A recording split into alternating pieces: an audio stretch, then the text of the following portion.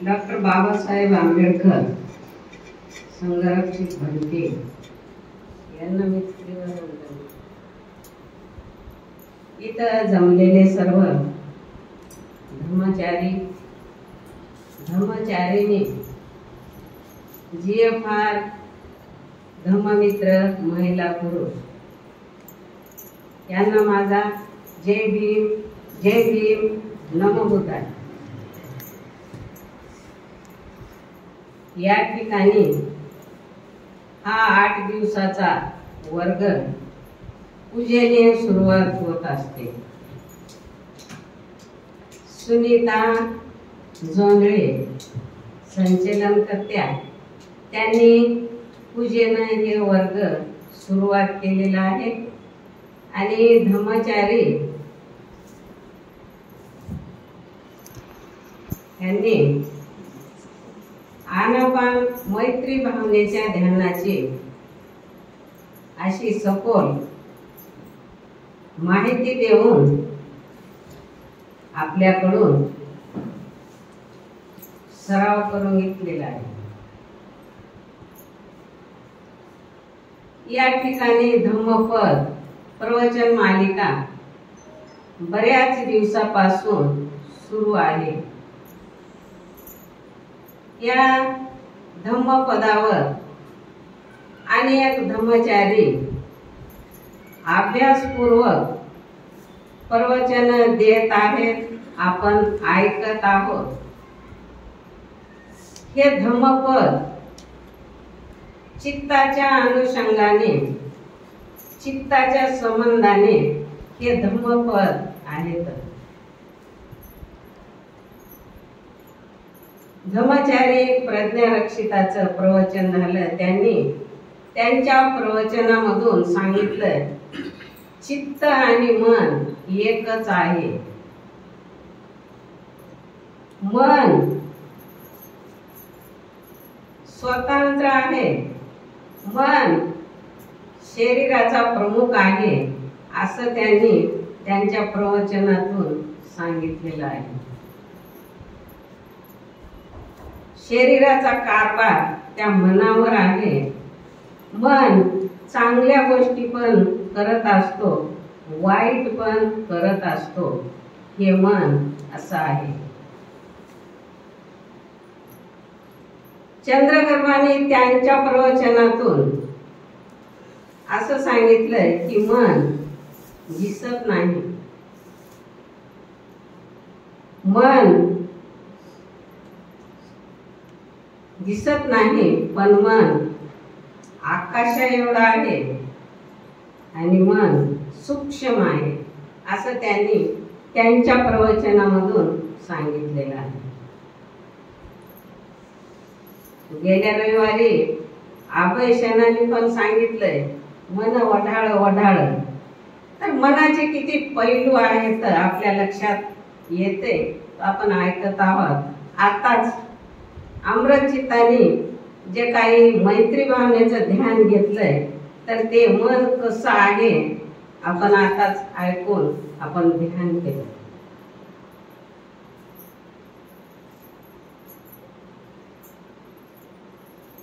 माझी जे गाथा आहे धम्मपदाच्या ते 2 गाथा आहेत। भगवान बुद्धाने सांगितलंय स्थिर मनाच्या माणसाची प्रज्ञा वाढत नाही। स्थिर मनाच्या माणसाची प्रज्ञा वाढत नाही, पण त्यांनी अजून दुसऱ्या गाथेमध्ये सांगितलंय स्थिर मनाचा माणूस आहे पण तो जागरूक आहे। हे 2 गाथा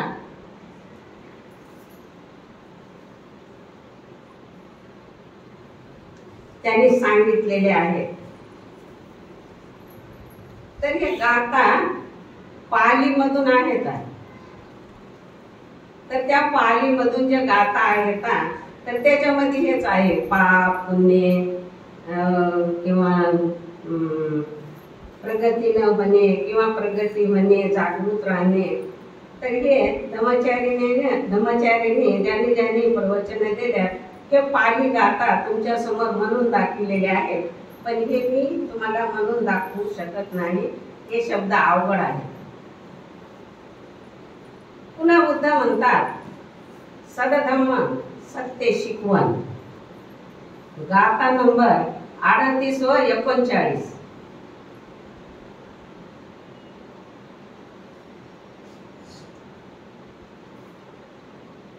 हे भगवान बुद्धांनी जेतवन विहारात असताना भिक्षू चित्त हस्तकाला हे उद्देशून हे गाथा म्हटलेली आहे. हे धम्मपद मी तुम्हाला गाथेच्या स्वरूपातून मांडण्याचा प्रयत्न करणार आहे. पण असं हो न तेच तेच तेच तेच म्हणून तुम्ही हळूहळू उठून पण जाऊ नये.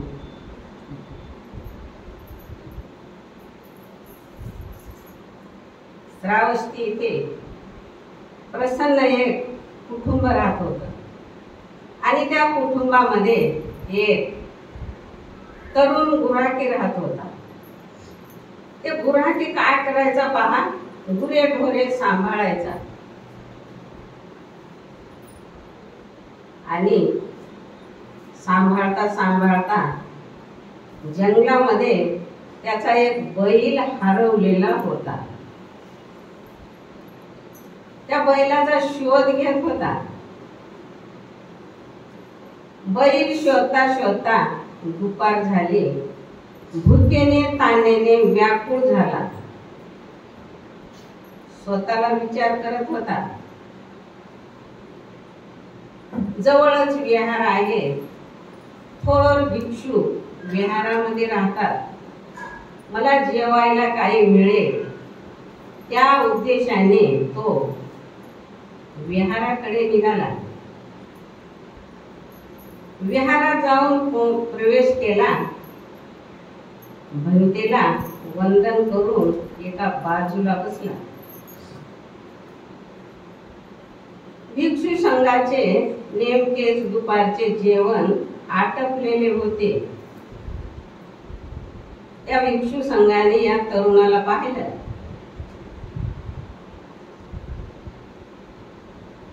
तो म्हणतात, हे भुकेने व्याकुळ झालेला आहे, म्हणून त्या तरुणाला म्हणतात, त्या भांड्यामध्ये थोडे अन्न उरलेलं आहे, तू खा. तो खातो, पोटभर खातो, पाणी पितो, हात धुतो, स्वतःला विचार करतो, घरी मी एवढे मेहनतीचे काम करून सुद्धा एवढे चवदार अन्न घरी मिळत नाही. त्या भिक्षू संघाला जेवायला बोलवत असतात आणि चवदार अन्न इथं जेवायला मिळत असते. भिक्षू होणं चांगलंच आहे असा स्वतःला विचार करतो. ज्या ठिकाणी भिक्षू बसलेले होते त्या ठिकाणी जातो आणि त्यांना नमस्कार करतो, बाजूला बसतो आणि विचारतो, म्हणजे रात्रीला आपल्याला कुणाचं आमंत्रण जेवण्याचं आहे का? भिक्षू म्हणतात नाही. पण लगेच म्हणतो, तुमच्या संघामध्ये मला सामील करून घ्या. तो म्हणतात, तुमच्या काही छोट्या मोठ्या कामाला मी मदत करतो, मला सामील करून घ्या. तो म्हणतात, तो राहतो. भिक्षूच्या छोट्या मोठ्या कामाला मदत करत असतो, राहत असतो. चवदार अन्न त्यांना जेवायला मिळत असतात. पण ते चवदार अन्न खाऊन मोठा लठ्ठ होतो आणि आळशी बनतो. पुन्हा विचार करतो, इथं असं आहे काय? या जेवणावरच मी का बरं अवलंबून राहू? मी गृहस्थी जीवन जगलं पाहिजे. माझी घरी पत्नी आहे. घरी जातो, काही दिवस राहतो, पुन्हा म्हणतो, नाही नाही, मला विहारातच गेलं पाहिजे. भिक्षूचे जीवन कधी जगणं श्रेष्ठ आहे. पुन्हा येतो, पुन्हा विहारामध्ये येतो, राहतो काही दिवस. मनाचे हेलकावे खात राहतो आणि 6 वेळा विहारातून घरी आणि घरून विहारात येत जात राहतो. 7व्या वेळी पुन्हा विचार करतो, नाही म्हणतो मी घरीच गेलो पाहिजे. पुन्हा जातो घरी. शेतीचे अंगमेहनतीचे काम असतात. शेती करणं आपल्याला सर्वांना माहित आहे. मशागत करणे, बी लावणे, पाणी देणे. त्या कामानं तो स्वतःला म्हणतो, या दुःखामध्ये मी का राहू? मी भिक्षूचं जीवन जगलं पाहिजे. घरी येतो. घरी आल्याच्या नंतर दुपारची वेळ राहते. त्यांची पत्नी झोपलेली राहते. अंगावरचे कपडे अस्ताव्यस्त राहतात आणि मोठमोठ्यानं घोरत राहते. तोंडातून लाळ सांडत राहते. मोठं तोंड उघडलेलं राहते. पत्नीकडे खूप वेळ असा पाहत राहतो. पाहता पाहता फुगलेल्या प्रेतासारखे एकदम त्याला दिसते. विचार करतो, ह्या माझ्या पत्नीसाठी श्रेष्ठ जीवन सोडून 6 वेळा हेलकावे खात विहारातून घरी आणि घरून विहारात येत जात राहिलो. आता मी कुणासाठी जगू? हे दुःख मला सहन होणार नाही म्हणतो. एक पिवळं कापड राहते, अंगाभोवती गुंडाळतो आणि घरातून बाहेर येतो. सासू पाहते. सासूला वाटते भिक्षू बनण्यासाठी जात असावा. पुन्हा त्या सासूला शंका येतात. ती म्हणती, आता पुन्हा हे परत कधी येणार नाही. मुलीकडे जाती आणि मुलीला जागा करते आणि म्हणते, अगं तो गेला भिक्षू बनण्यासाठी, पुन्हा येत नाही. मुलीचा विश्वास बसत नाही. तिला वाटते कधी जाते कधी येते. जेव्हा जात होता तेव्हा अनेक विचार येत होते. जग क्षणभंगुर आहे. जग अनित्य आहे. या जगामध्ये नित्य काही नाही असा स्वतःला विचार करत करत करत विहाराकडे जात होता. मी या दुःखाच्या जगामध्ये का बरं राहू असा म्हणत विहाराकडे जात होता. अशा चिंतनामध्ये विचारामध्ये त्याच्या जीवनाचे 3 बंधने तुटतात आणि श्रद्धापन्न अवस्था प्राप्त होते. सत्काय दृष्टी, इच्छिक इच्छा, शील वर्त परामर्श हे 3 बंधने जीवनाचे तुटतात आणि श्रद्धापन्न अवस्था प्राप्त होते आणि विहाराला जाऊन पोहोचतो. विहारामध्ये भिक्षू येऊ देत नाही. त्यांना वाटत असेल हे येतंय जातंय, कधी बियाचं हेच झालंय असं वाटत असेल त्यांना. विहारामध्ये भिक्षू येऊ देत नाही. खूप विनवणी करतो, खूप विनवतो येऊ दे. काही दिवस राहतो. अनंत पद प्राप्त होते. विहारात राहत असताना भिक्षू संघ एका दिवशी विनोदाने बोलतात. त्या भिक्षूने त्यांना चित्तहस्तक असं नाव दिलेलं होतं. तो विनोदाने बोलतात, म्हणतात, चित्तहस्तक बंधू काय भानगड आहे? तुम्ही भिक्षू जीवनाला कंटाळलेले नाही का? तुम्ही घरी तुमची पत्नी वाट पाहत असेल आणि तुम्ही घरी कधी जाणार आणि का जात नाही असं त्यांना विचारल्याच्या नंतर चित्तहस्तक म्हणते आतापर्यंत मी जात येत होतो, माझ्यामध्ये आसक्ती होती, पण आता परिपूर्ण माझ्यातली आसक्ती नाहीशी झाली. मी आता घरी कधी पण जाणार नाही. आसक्तीपासून मी आता मुक्त आहे. मी घरी जाऊ शकत नाही. त्यांना आश्चर्यचकित वाटते की काय बोलते, नेहमी जाणारा जाणारा ते खरंच बोलतो का? विचार करतात आणि म्हणतात चला त्याला आपण बुद्धाकडे घेऊन जाऊ. बुद्ध जे सांगतील ते आपण ऐकू. बुद्धाकडे जातात आणि बुद्धांना म्हणतात की चित्तहस्तक, कितीतरी वेळा घरून विहारातून घरी हेलकावे खात होता आणि आता हे म्हणतोय की माझ्यामध्ये जे काही आसक्ती आहे तर ती नाहीशी झाली असा म्हणून आम्हाला सांगतो. खरं बोलतो का खोटं हे तुम्ही आम्हाला सांगा.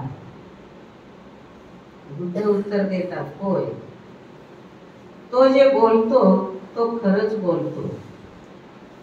आतापर्यंत त्यांनी सदधम्माची त्याला जाणीव नव्हती किंवा जाणलेला नव्हता, किंवा जे काही प्रज्ञेचा विकास त्याच्याकडून झालेला नव्हता.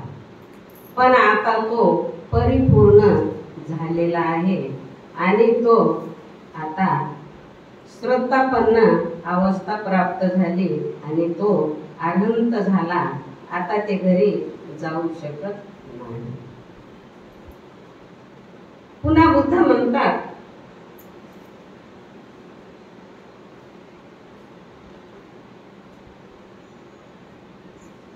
सर्वसाधारण व्यक्ती असाच असतो,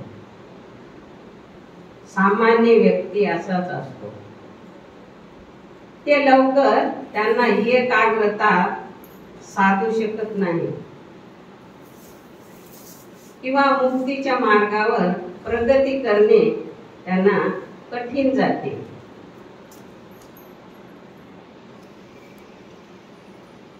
धम्माच्या शिकवणीबद्दल जागरूक नसते, म्हणून अशा माणसाची श्रद्धा डळमळीत असते. असा व्यक्ती प्रसन्न राहत नाही असे बुद्ध सांगतात. पुन्हा बुद्ध म्हणतात ज्यांच्याकडे विधायक गुण आहेत अशा मनाचा व्यक्ती सदा सर्वदा जागरूक असतो आणि त्यांच्यामधले जे काही गुण आहेत तर ते काढण्याचा प्रयत्न करतो.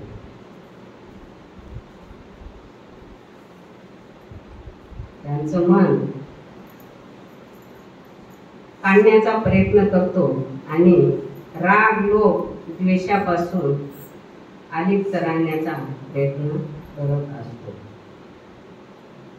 म्हणून भगवान बुद्ध म्हणतात असा व्यक्ती विधायक गुण आहेत असा जो व्यक्ती असतो तर असा व्यक्ती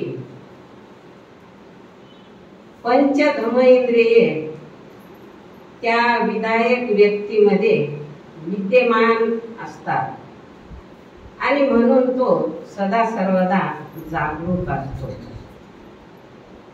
पंचधम इंद्रिय श्रद्धा, वीर्य, स्मृती, समाधी आणि प्रज्ञा हे त्या व्यक्तीमध्ये विद्यमान असतात. म्हणून तो व्यक्ती सदा सर्वदा जागरूक असतो. अजून बुद्ध सांगतात असा जागरूक व्यक्ती, आणि म्हणून अशा जागरूक व्यक्ती श्रद्धावान असतो, म्हणून विशुद्धी मार्गावर आरूढ झालेला असतो. अशा व्यक्तींना भगवान बुद्ध म्हणतात, जे काही विष राहते तर ते विषाचा याला स्पर्श होत नाही. म्हणून हे सदा सर्वदा जागरूक असतो, स्वतःचा विकास करत असतो आणि दुसऱ्याच्या विकासाला मदत करत असतो. असा व्यक्ती समाजामध्ये त्यांचा आदर करतात, समाज त्यांना बोलवत असतो, आणि हे असे व्यक्ती घडले पाहिजे असे भगवान बुद्ध सांगतात. तर या धम्मपदामधले जे काही गाथा होत्या ते इथपर्यंत होत्या. याच्यानंतर मी तुम्हाला एक सुमूर्तीची, एक डोंगरे भाऊची मी गोष्ट सांगणार आहे आणि थांबणार आहे.